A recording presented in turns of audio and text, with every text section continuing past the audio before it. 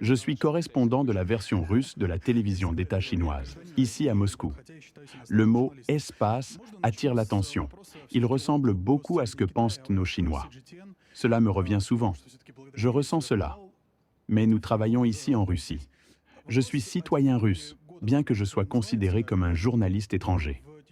Je vais poser une question au nom de CGTN, car c'est grâce à eux que je suis ici. Cela fait déjà 2 ans que nous travaillons en Russie. Ma question concerne les initiatives chinoises pour la paix, que vous avez qualifiées, au cours de l'année, comme les plus réalistes parmi celles proposées par les pays médiateurs. Si l'on met de côté toutes les déclarations passées sur la perte de confiance envers l'Occident et les aveux des dirigeants européens concernant les tromperies envers la Russie, est-il possible de parvenir à un cessez-le-feu immédiat?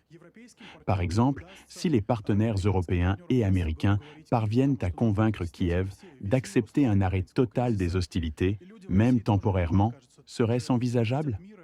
Le monde est fatigué de la crise ukrainienne et les citoyens russes, à mon avis, aspirent également à la paix. Un tel geste ne mettrait personne en danger. Si une partie ne respecte pas ses engagements, le conflit pourrait reprendre. Serait-il possible d'accepter une telle solution temporaire? Les initiatives de la République populaire de Chine, ainsi que celles du Brésil et de l'Afrique du Sud, attirent notre attention car elles reflètent une tentative sincère de trouver une solution équilibrée, sans imposer quoi que ce soit ni à l'Ukraine ni à la Russie. Ces propositions proviennent de pays neutres, contrairement aux nations occidentales qui agissent en tant que belligérants en utilisant l'Ukraine comme intermédiaire. En ce qui concerne un arrêt immédiat des hostilités, je l'ai déjà expliqué.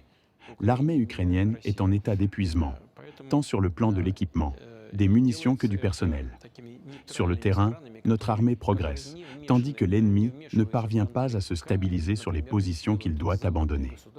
Permettre un cessez-le-feu, même temporaire, offrirait à l'ennemi l'opportunité de se renforcer, de se réarmer et de réorganiser ses troupes, ce qui irait à l'encontre de nos objectifs. Un cessez-le-feu prolongé permettrait également à l'Ukraine de renforcer ses effectifs, de former correctement ses soldats et de recevoir de nouvelles fournitures. Aujourd'hui, les forces ukrainiennes recrutent de manière chaotique et leurs soldats, souvent non préparés, sont envoyés directement au front. Leur formation est loin des standards de l'école soviétique. Même les formations dispensées par les pays occidentaux ne sont pas à la hauteur, car ceux qui enseignent n'ont eux-mêmes aucune expérience réelle de combat. Nous avons besoin d'une paix durable, pas d'une trêve temporaire qui ne ferait que prolonger les hostilités. Par exemple, le Premier ministre hongrois Viktor Orban m'a proposé un cessez-le-feu pour Noël. Il m'a dit « Qu'est-ce que cela vous coûte, juste pour quelques jours ?»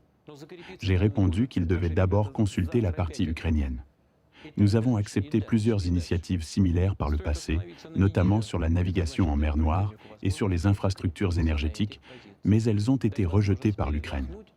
Le président turc Erdogan, en tant que médiateur, avait également proposé des solutions.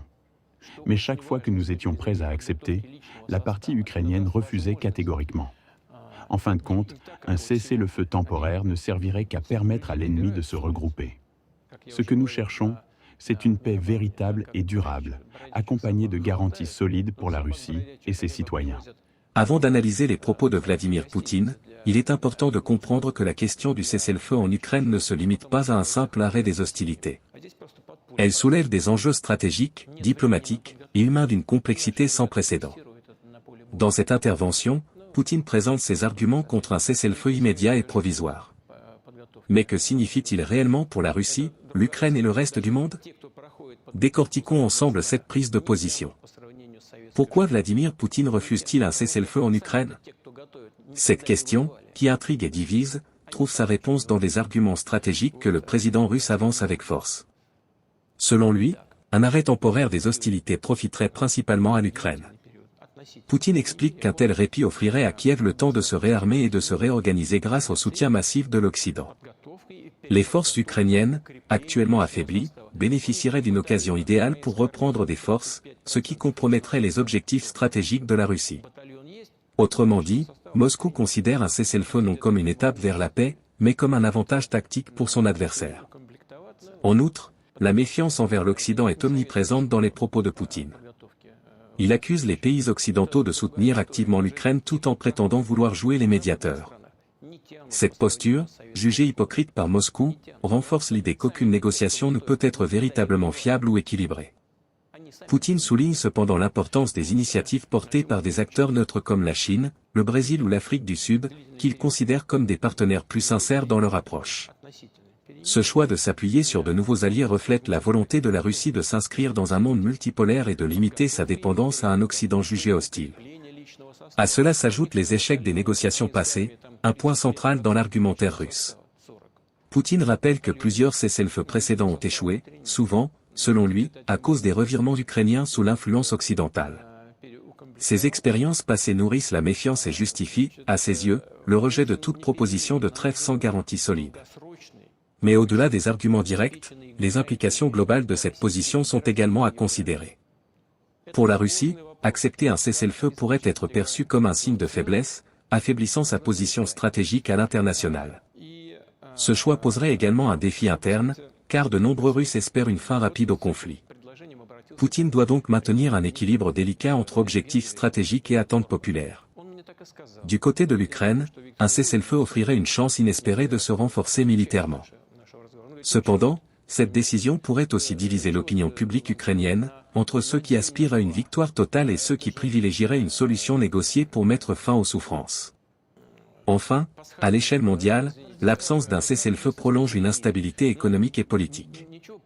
La flambée des prix de l'énergie, l'insécurité alimentaire et les tensions diplomatiques sont autant de conséquences ressenties bien au-delà des frontières du conflit. La question qui se pose est la suivante: les initiatives des pays neutres, comme celle de la Chine, peuvent-elles réussir là où l'Occident semble échouer? Pour conclure, il apparaît clairement que la question d'un cessez-le-feu en Ukraine est bien plus complexe qu'un simple choix entre guerre et paix. Pour la Russie, arrêter les combats sans garantie représente un danger stratégique majeur, tandis que pour l'Ukraine et ses alliés, un tel répit est perçu comme une opportunité de reprendre l'avantage. Cela soulève une interrogation fondamentale: comment atteindre une paix durable sans que l'une des parties ne cherche à exploiter la situation à son profit? Et vous, qu'en pensez-vous? La Russie a-t-elle raison de se méfier des cessez-le-feu temporaires? Pensez-vous qu'une paix durable est encore possible dans ce contexte? Les initiatives des pays neutres comme la Chine ou le Brésil peuvent-elles réellement faire la différence? Donnez-nous votre avis dans les commentaires, car votre opinion est essentielle pour enrichir le débat. N'oubliez pas de liker, de vous abonner et d'activer la cloche pour ne rien manquer de nos prochaines analyses. Merci d'avoir regardé, et à très bientôt pour une nouvelle vidéo.